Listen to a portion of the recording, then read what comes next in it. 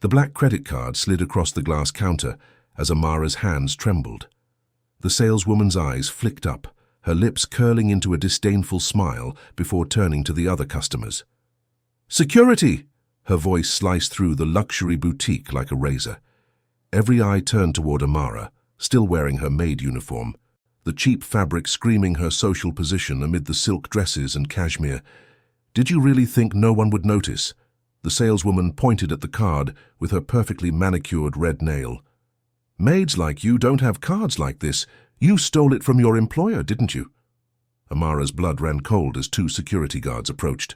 But she didn't see the tall man in the Armani suit who stopped at the entrance, his dark eyes fixed on the scene, his jaw clenched tight. Kim Min-jun had recognized that card instantly. It was his. If you want to discover how this explosive confrontation began and what happened next, subscribe to the channel and leave us in the comments where you're watching from. Each view helps bring more stories like this. Now let's go back to where it all started. 3 weeks earlier, Amara Johnson stood at the service entrance of the Platinum Tower in Midtown Manhattan, her worn Converse sneakers looking painfully out of place against the polished black granite steps. She clutched a plastic bucket filled with cleaning supplies, the handle cracked and wrapped in duct tape that dug into her calloused palm. The September morning was cold, the kind of cold that seeped through her thin jacket and settled in her bones, but she'd already been awake for 4 hours. 2 buses from her cramped Brooklyn studio, 45 minutes packed into the subway during rush hour, and a 20-minute walk because she couldn't afford the extra fare. 25 years old, and Amara felt ancient. She had the kind of natural beauty that expensive cosmetics tried to replicate and failed. Deep brown skin that glowed even under fluorescent lights, dark expressive eyes that held more intelligence than her maid's uniform suggested, and natural hair she kept pulled back in a practical bun because she didn't have time for anything else. She stood 5'6" with the straight-backed posture her mother always said came from their Nigerian ancestors. "We come from kings and queens," her mother would say. "Poverty doesn't change bloodlines." But Amara's hands told a different story, calloused from years of scrubbing floors, nails cut short and unpolished, a burn scar on her right wrist from a childhood accident her parents couldn't afford to treat properly. She was exhausted, the kind of exhaustion that lived in your bones and made every movement feel like swimming through concrete. 3 cleaning jobs, 16-hour days, 4 hours of sleep if she was lucky. The shoebox under her bed held $4, $3.47 in crumpled bills, money she'd saved $1 at a time, skipping meals, walking instead of taking the bus, buying nothing that wasn't absolutely necessary. She needed $50,000. $50,000 to lease a small storefront in her Brooklyn neighborhood, buy salon equipment, get licensed and open the beauty business she'd been dreaming about since she was 12 years old. 2 years ago, she'd been accepted to the Continental Beauty Academy on a full scholarship. It was her golden ticket, her way out. But then her father collapsed on a construction site, massive heart attack, 3 days in the ICU, and a funeral that left her family drowning in $67,000 of medical debt. Amara had withdrawn from school, taken every job she could find, and watched her dreams collect dust in a notebook she kept hidden under her mattress. At her current rate, she'd be 40 before she saved enough. If nothing else went wrong. And something always went wrong. Rosa Martinez found her shivering by the service door. The 63-year-old head housekeeper had a face mapped with wrinkles and eyes that held the kind of warmth that came from raising 6 children on a cleaning woman's salary. She'd taken Amara under her wing 6 months ago, slipping her extra shifts and leftover sandwiches wrapped in paper napkins. "Mija, you look half dead. You sleeping?" Enough. The lie tasted familiar. Rosa's expression shifted to something serious as she led Amara to the service elevator. Her voice dropped to barely above a whisper. "I got you something. Could change everything, but you need to listen real careful." She pressed the button for the 42nd floor, the penthouse level that Amara had never been cleared to access. New client, very private, very powerful, Korean businessman, owns half the luxury hotels in this city, and probably things I don't want to know about. Name is Kim Min-jun. Amara's heart started hammering. "What's the job?" "Housekeeper, 3 mornings a week. Monday, Wednesday, Friday, 6 a.m. to 10 a.m., 4 hours. Rosa pressed a sleek black keycard into Amara's palm. He's never home during those times. You clean, you leave, you stay invisible.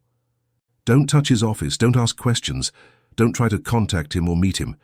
He values privacy more than anything. Her eyes held something Amara couldn't quite read, worry or warning or both. Can you do invisible? How much does it pay? Rosa's pause was heavy. $3,000 a week, cash. The number hit Amara like a physical blow. Her knees actually weakened. $3,000 a week was more than she made in a month at her other 3 jobs combined. That was $12,000 a month. In 4 months, she'd have enough for her salon. 4 months versus 10 years. That's not possible. For him, it's pocket change. Rosa squeezed her shoulder, her grip surprisingly strong. But I vouched for you. Told him you're trustworthy. That you work hard and keep your mouth shut. Don't make me a liar. And Amara, her voice dropped even lower. Don't ask questions about who he is or what he does. Some doors stay closed for good reasons. The elevator opened onto a private marble foyer that belonged in a museum, not a residential building. White Italian marble stretched in every direction, polished to a mirror shine that reflected Amara's stunned face back at her. A single black door stood at the end of the hallway, flanked by security cameras with blinking red lights that tracked their movement. Everything about this space screamed money, the kind of money that normal people couldn't even conceptualize. Rosa used the keycard, and the door clicked open with a sound like a bank vault unsealing. The penthouse took Amara's breath away. It was massive, at least 4,000 square feet of open-concept luxury that looked like something from an architecture magazine. 20-foot ceilings with recessed lighting that made everything glow like it was lit from within. Floor-to-ceiling windows showcasing a view of Manhattan that people paid millions for. Central Park sprawling green to the north, the Empire State Building piercing the sky to the south. The decor was aggressively minimalist, but obviously expensive, everything in shades of black, white, and steel gray. A leather sectional sofa that probably cost more than Amara's annual salary. A glass dining table that seemed to float in midair. And on the wall's original artwork, she recognized a Basquiat, a small Rothko, a photograph by Nan Goldin, pieces worth hundreds of thousands of dollars displayed like they were posters. But it was the small details that made Amara's chest tighten with unexpected sadness. A single coffee mug by the kitchen sink, rinsed but not put away. Korean newspapers stacked with military precision on the side table beside the leather chair. The faint scent of expensive cologne, bergamot and cedar and something darker, lingering in the air like a ghost. And cameras everywhere. Discreet, high-end security cameras in every corner, lenses like black eyes watching every inch of this beautiful empty space. "He lives here alone?" Amara whispered. "He lives alone," Rosa confirmed. She walked Amara through the space, pointing out what needed attention. Dust everything. Shelves, tables, windowsills, vacuum and mop all floors. Change the bed linens every Monday. Fresh sets are in the hall closet, always white. Clean the kitchen and both bathrooms thoroughly. Don't open drawers or cabinets unless you need to for cleaning. And that door. She pointed to a closed door off the main living area, black wood with a fingerprint scanner lock. That's his private office. You never go in there, never try, never ask. Understand? Amara nodded, her mouth dry. Rosa studied her face for a long moment, then pulled her into a brief, fierce hug. "You're a good girl, Amara. I told him that. Your mama raised you right. Don't let me down." Then she was gone, the penthouse door clicking shut with a finality that made Amara feel suddenly utterly alone in this palace of expensive isolation. She started with the kitchen because it felt safest. The marble countertops gleamed, barely used. The 6-burner Viking range looked brand new. Inside the Sub-Zero refrigerator, she found imported bottled water, fresh fruit arranged like art, and several containers of what looked like Korean takeout from expensive restaurants. In the wine fridge, bottles with labels in French and Italian that probably cost more per bottle than Amara spent on groceries in a month. This was a man who had access to everything, but seemed to consume very little. It felt unbearably lonely. The living room was easier emotionally, but required careful attention. She dusted the built-in shelves, noting the books, mostly in Korean, some in English, titles on criminal law, Korean history, philosophy texts by Confucius and Nietzsche, a first edition Hemingway that made her fingers itch to open it. She vacuumed the Persian rug, a hand-knotted masterpiece in deep reds and blacks that was probably worth more than a car. She wiped down the windows, 30 feet of glass that offered an unobstructed view of the city sprawling below like a kingdom. The bedroom made her breath catch. It was the most personal space yet, and she felt like an intruder. The king-sized bed was made with hospital corners, white sheets so crisp they looked untouched, but there was an indentation in one pillow, subtle proof that someone actually slept here. On the nightstand sat a book in Korean, reading glasses, and a glass of water. The walk-in closet was the size of her entire studio apartment, filled with suits. Armani, Tom Ford, Brioni, Hugo Boss, all in dark colors, at least 40 suits, rows of Italian leather shoes polished to a mirror shine. And in the very back, almost hidden behind winter coats, a photograph frame turned face down. Amara's hand hovered over it. She shouldn't look. She knew she shouldn't. Every instinct screamed that this was private, that this was the line Rosa had warned her not to cross. She left it face down and backed away, took her to a commercial property in her old Brooklyn neighborhood, a corner storefront with huge windows and good light and space for 6 styling stations.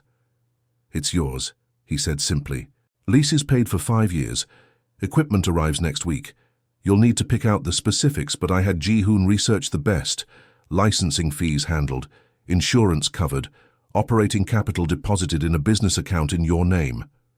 He handed her a key. "I can't give you back the dream I complicated, but I can give you a new one. Better. Yours." Amara stared at the key, tears burning her eyes. "This is too much. It's not nearly enough." His hand found hers. "But it's a start." The salon opened 3 months later. Amara's Crown, specialized in natural hair care and styling for black women, offering services most high-end salons ignored. Word spread fast. Within weeks she had a waiting list. Within months she was hiring additional stylists. Her mother worked the front desk, managing appointments and greeting clients with warm efficiency. Marcus helped with social media, turning the salon into an Instagram sensation.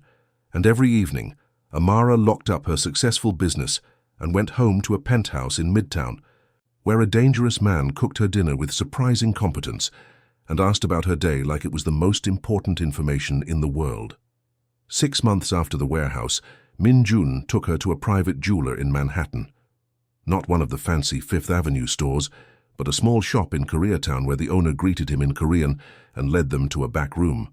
On black velvet sat a ring, a black diamond rare and flawless, set in platinum with smaller white diamonds flanking it. Dark beauty surrounded by light. "It reminded me of you," Min-jun said quietly. "Strong enough to form under pressure. Rare enough that most people never see anything like it. Beautiful in a way that doesn't apologize for being different." He picked up the ring. "Marry me. Not because you have to. Not because I'm powerful or dangerous or because I can give you things, but because you want to build something real with a broken man trying to be better." Amara looked at the ring, at his face, at the hope and fear warring in his dark eyes. She thought about the girl who'd cleaned his penthouse 6 months ago, invisible and exhausted and dreaming of something more. She thought about the woman she'd become, a business owner, a survivor, someone who'd looked monsters in the eye and refused to blink. "Yes," she said, "but I'm keeping my last name professionally. Amara Johnson sounds better on a salon sign than Amara Kim." His laugh was surprised and genuine. "Deal." They married quietly on a rainy Saturday in November, in the penthouse with only her family and his closest associates present. No big wedding, no photographers, no announcement, just vows spoken in front of people who mattered, rings exchanged, and a kiss that tasted like coffee, and promises and new beginnings. That night, wrapped in silk sheets with her husband's arms around her, Amara thought about paths not taken, about the life she'd almost chosen, safe, normal, predictable, and she thought about the life she'd actually chosen. Dangerous, complicated, extraordinary. No regrets? Min-jun's voice was soft in the darkness. None. She turned in his arms to face him. You know what's funny? 6 months ago I was invisible. I cleaned spaces rich people lived in and nobody saw me. I was furniture, a ghost. And now, she gestured at the penthouse, the ring on her finger, the life they'd built. Now I'm more visible than I ever imagined. Mrs. Kim, the mob boss's wife, the woman who survived. You were never invisible. His hand traced her spine. I saw you from the first moment, on my security cameras, cleaning with such care like my empty home mattered. You were the opposite of invisible. You were the only real thing in my world. Outside the windows, Manhattan glittered like 1,000,000 diamonds scattered across black velvet. Somewhere in that city, her mother was sleeping peacefully without rationing insulin. Her brother was preparing for college, his future bright and paid for. Her salon was locked and waiting for Monday morning's appointments. And here, in this penthouse that used to echo with loneliness, 2 broken people had found something neither expected. You saved me from the floor, Amara whispered, echoing her own words from weeks ago. And I saved you from the abyss. Min-jun's arms tightened around her. We saved each other. And in the morning they'd wake up and do it all over again. Him building his empire. Her building her business. Both of them building a life that belonged to no one but themselves. It wasn't the life either of them planned. It was better.